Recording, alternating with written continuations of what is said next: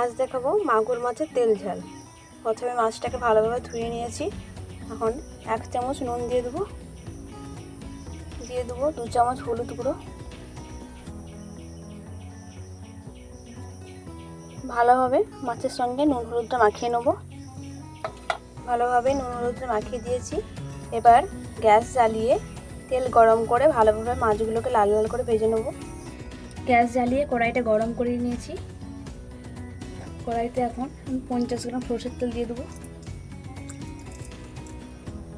তেলটাকে ভালোভাবে গরম করে নেব।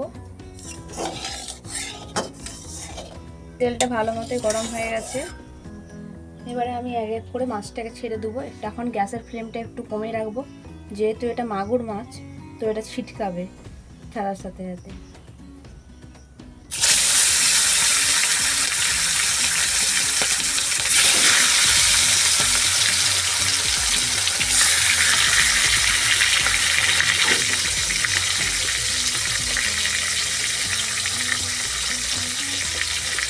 এভাবে উল্টে দেবো আস্তে আস্তে।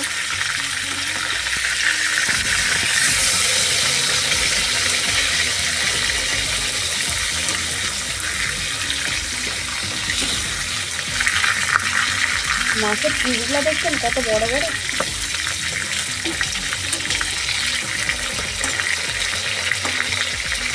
ভালোভাবে লাল লাল করে ভেজে নেব।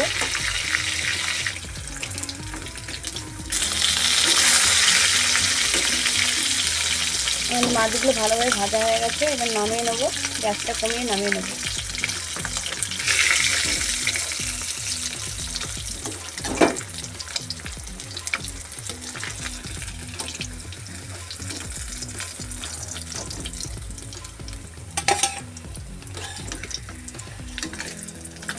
মাছের পিসগুলো দেখছেন কত বড় বড়।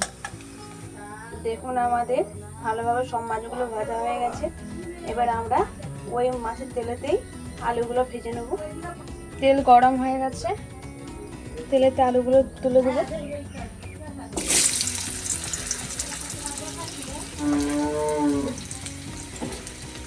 ভালোভাবে নাড়াচাড়া করে আলুগুলো ভেজে নেব।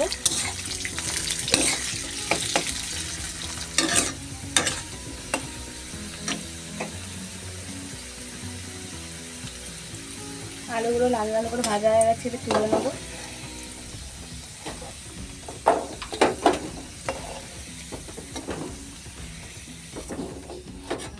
এখন কড়াইতে একটা শুকনো লঙ্কা ও 1/2 চামচ জিরে দিয়ে দেবো। কেটে রাখা দুটো বড় সাইজের পেঁয়াজ দিয়ে দেবো। পেঁয়াজটাকে ভালোভাবে লাল লাল করে ভেজে নেব।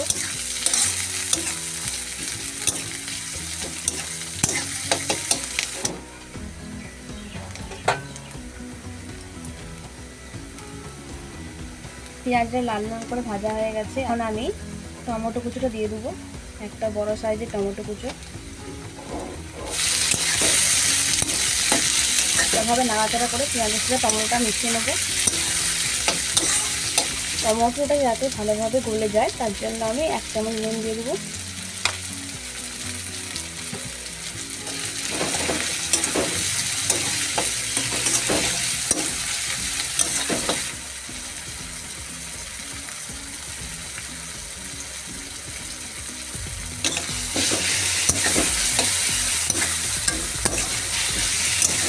এভাবে ভালোভাবে নাড়াচাড়া করে টমেটোটা ভেজে নেব।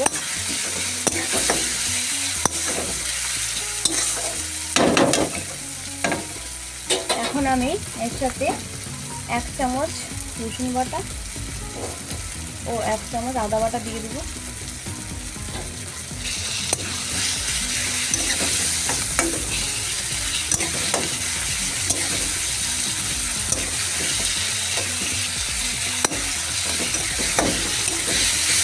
এখন আমি 1 চামচ কাঁচা লঙ্কা কুচি দিয়ে দেবো।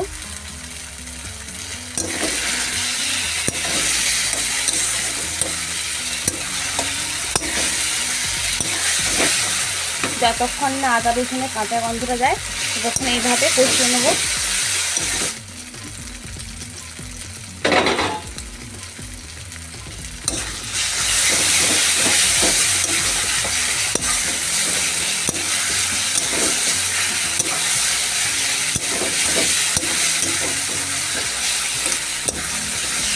আদা রসুনের কাঁচা গন্ধটা চলে গেছে।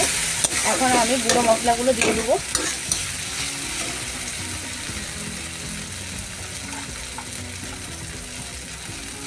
দিয়ে দিলাম অল্প লঙ্কা গুঁড়ো, দিয়ে দিলাম হাফ চামচ হলুদ গুঁড়ো। এখন আমি দিয়ে দেবো হাফ চামচ কাঁচা লঙ্কা গুঁড়ো।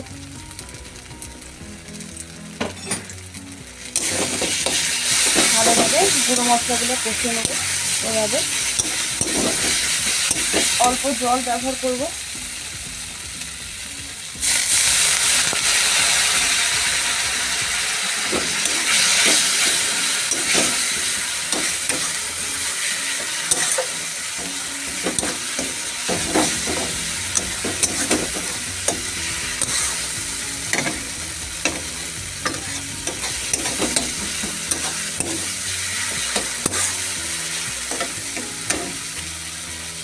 স্বাদটাকে বানানোর জন্য আমি দিয়ে দেবো হাফ চামচ জিরে গুঁড়ো এবং হাফ চামচ ধনে গুঁড়ো।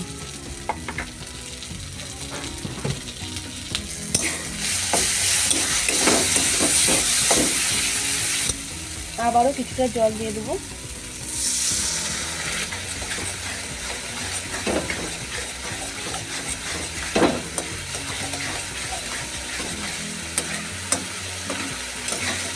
দেখুন মশলা থেকে তেল ছাড়তে শুরু করে দিয়েছে। এখন আমি ভেজে রাখা আলুগুলো দিয়ে দেবো।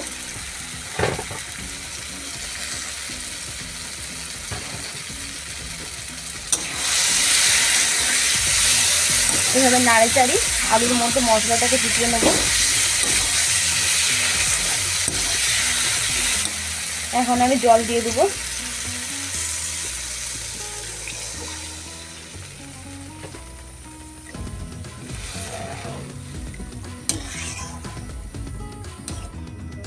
পনেরো মিনিটের জন্য ঢাকা দিয়ে দেবো যাতে আলুগুলো ভালোভাবে সিদ্ধ হয়ে যায়।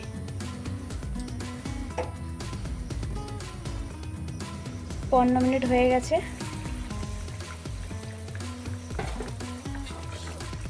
আমাদের আলুগুলো ভালোই সিদ্ধ হয়ে গেছে।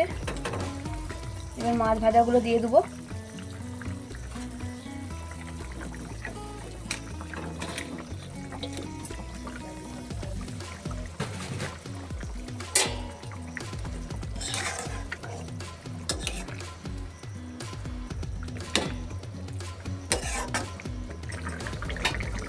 এখন দুটো কাঁচা লঙ্কা ফালি করে দিয়ে দেবো।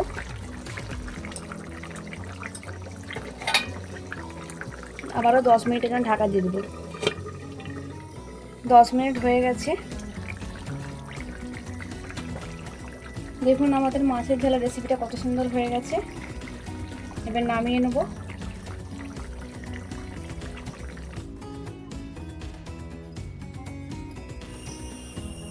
দেখুন আমাদের মাছের ঝালের রেসিপিটা ভালোভাবে হয়ে গেছে। যদি এরকম সুন্দর সুন্দর আরও মাছের ঝালের রেসিপি দেখতে চান তাহলে আমাদের চ্যানেলের সঙ্গে যুক্ত থাকুন।